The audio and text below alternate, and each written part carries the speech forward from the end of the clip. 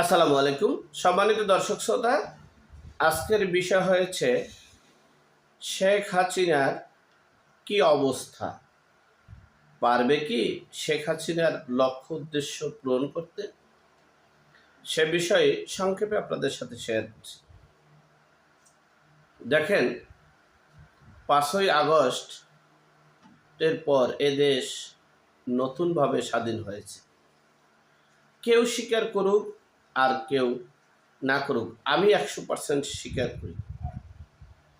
Open প্ল্যাটফর্মে আপনি আমাকে বকা দিবেন, গালাগাল করবেন, করতে পারেন, কিন্তু আমার বক্তব্যটা না শুনে যদি কেউ বকা দেন, গালাগালি করেন, মন্তব্য করেন, তাহলে তার ধর্মের কসম দিয়ে বললাম, আমি কখনোই কোনো পক্ষপাতিত্ব এবং কোনো দল আমাকে নমিনেশন দিবে, কোন দল আমাকে পদ দিবে, কোন দল আমাকে খাবার দিবে, কোন দল আমার পিছনে স্লোগান দিবে, সেই আশা জন্মসূত্র থেকে এখন পর্যন্ত করিনি। আমি একটা সামাজিক সংগঠন করেছি 2004 সাল থেকে। সেই সামাজিক সংগঠনকে বিকৃত করে, সেই সামাজিক সংগঠনের নামকে ব্যবহার করে দেশ এখন পরিচালিত হচ্ছে। বুঝতে হবে আমি কোন জায়গায় আমার ব্র্যান্ড, আমার মেধা, আমার শক্তিকে কাজে লাগিয়েছি। যাই হোক, 5ই আগস্ট স্বাধীন হওয়ার যে স্বাধীন হয়েছে নতুন বাংলাদেশ, আর এই বাংলাদেশের নতুন নাম হওয়া উচিত, সেটা যে 100% সত্য কথা বলতেছে, সে বিষয়ে আগে আপনাদের ধারণা দিই। এর পরের পর্ব হচ্ছে শেখ হাসিনাটা আসবে। 5ই আগস্টের পর এই দেশে অন্য দেশের নাগরিক, মার্কিন যুক্তরাষ্ট্রের নাগরিক, কেউ লন্ডনের নাগরিক, কেউ পাকিস্তানের নাগরিক, কেউ ইন্ডিয়ার নাগরিক, তারা এই দেশের প্রধানতম স্থানে অবস্থান করে দেশ পরিচালনা করছে।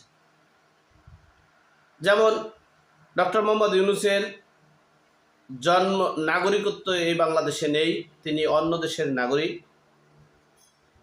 যেমন সংবিধান সংস্কার করবে, সংবিধান পরিবর্তন করবে, নতুন সংবিধান তৈরি করবে এবং দেশের নাম নতুন হবে, তার প্রধান আলী রিয়াজ এদেশের নাগরিক নয়, ভোটার নয়।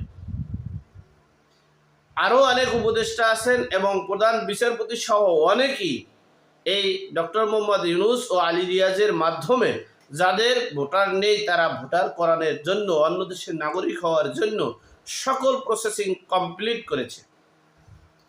এখন বুঝেন, অন্য দেশের নাগরিক যদি যে দেশের প্রধানমন্ত্রী হয়, যে দেশের স্বরাষ্ট্রমন্ত্রী হয়, যে দেশের আইনমন্ত্রী হয়, যে দেশের সংবিধান সংস্কারের প্রধান হয়, যে দেশের প্রত্যেকটা ডিপার্টমেন্টের প্রধান হয়, সে দেশ কি পূর্বের স্বাধীনতা আছে না নতুন স্বাধীনতা হয়েছে? আমরা যারা মনে করি যে এখনো বাংলাদেশ দ্বিতীয় স্বাধীনতা হয়নি, তারা বোকার স্বর্গে বাস করি। এই দেশ দ্বিতীয় স্বাধীনতা তারা করে নিয়েছে, পরাজিত শক্তিরা। সুতরাং এখন বিষয় হচ্ছে, একটা কথা আছে, স্বাধীনতা অর্জন করা কঠিন, তার চেয়ে কঠিন স্বাধীনতা রক্ষা করা। এখন বিষয় হচ্ছে যে এই দেশটা যে দ্বিতীয় স্বাধীনতা করে নিয়েছে পরাশক্তি ইহুদি রাষ্ট্ররা এবং খ্রিস্টান সহ অন্য ধর্মীয় রাষ্ট্ররা, সেই রাষ্ট্রের মদতরা, খ্রিস্টানরা, তারা কি কতদূর টিকতে পারবে কি পারবে না, টিকাতে পারবে কি পারবে না, সেটা এখন বাঙালির বোঝার বিষয়। কিন্তু বাঙালি তো বুঝবে কিভাবে? বাঙালি তো বুঝতেই চায় না যে 5ই আগস্টের পর এদেশ স্বাধীন হয়েছে। এটা বাঙালি বুঝতে চায় না যে স্বাধীন করেছে তারা বুঝতে চায় না আমরা 1971 সালে স্বাধীন করেছি, সেই স্বাধীন দেশেই আমরা বাস করি, এখনো বাংলাদেশ সেই স্বাধীনে আছে। এই বোকার স্বর্গের মানুষরা, এই বোকারা, এই বিকৃত মস্তিষ্ক সকলগুলা যে আসল কোনটা নকল কোনটা সেটা বুঝতে পারে না। এজন্যই তো বাউল গান গেয়েছিল, মানে নকল স্বর্ণের পিছনে আমরা ছোটাছুটি করি। এই ভিডিওতে একটা গান আপনাদের একটা কলি বুঝাই। স্বর্ণের দামে পথের বালু কেউ কোনোদিন নেয় না, রৌদ্রের আলোয় ঝিলমিল করে পথের বালু কণা, তাই বলে কি পথের বালু হয় কখনো সোনা? স্বর্ণের দামে পথের বালু কেউ কোনোদিন নেয় না, স্বর্ণের দামে পথের বালু কেউ কোনোদিন নেয় না। নেয় ঠিক তেমনি আমরা বুঝতেই পারছি না যে এই যে রৌদ্রের আলোয় ঝিলমিল করে এটা কি আসল স্বর্ণ নাকি নকল স্বর্ণ। আমরা সেই বাঙালি। যাই হোক, এখন বিষয় হচ্ছে শেখ হাসিনা কি উদ্দেশ্য, কি পারপাস এবং কিভাবে তারা আগাবে। শেখ হাসিনার আগানোর বা পারপাস উদ্দেশ্য 80% সফল হবে না। এখন যারা আমার আওয়ামী লীগের ভক্ত আছেন তারা তো, যারা আমার এখানে আছেন তারা তো আমাকে পারবেন না জুতো ভিটা দিয়ে শুরু করতে। 100%-এর বিষয়ে 80% শেখ হাসিনা ব্যর্থ হবেন, হচ্ছেন, সামনেও হবে। 80% বললে ভুল হবে, 90%, 10% আছে। এখন এই 90% শেখ হাসিনা ব্যর্থ কেন?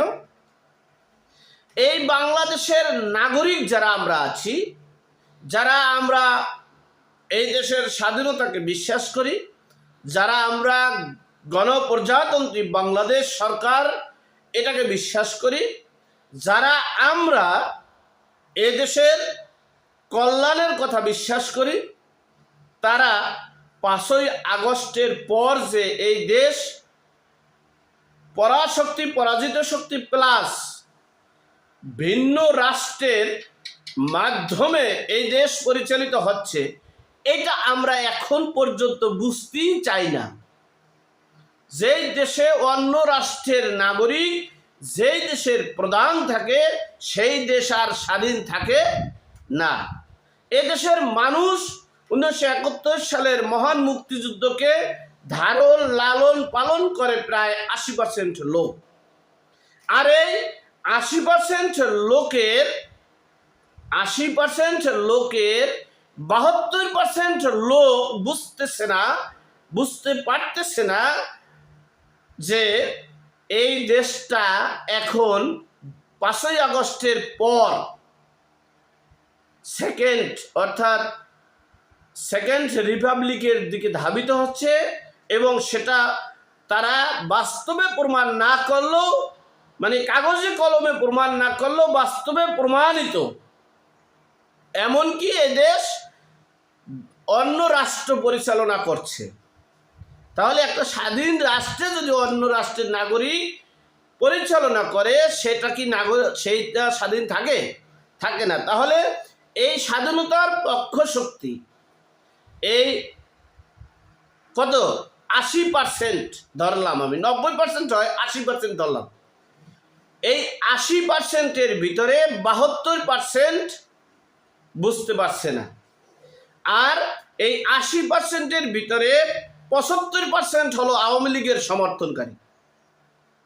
আওয়ামী লীগের সমর্থনকারী 75%-এর ভিতরে 70% আওয়ামী লীগ বুঝতে পারতেছে না যে এই দেশটা দ্বিতীয়বার স্বাধীন হয়েছে, যারা স্বাধীন করেছে তাদের কাছে রাষ্ট্র এখন আছে।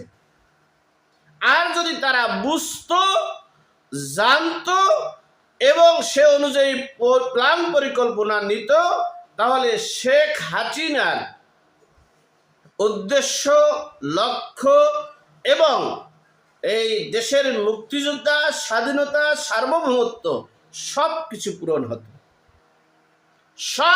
পূরণ হতো।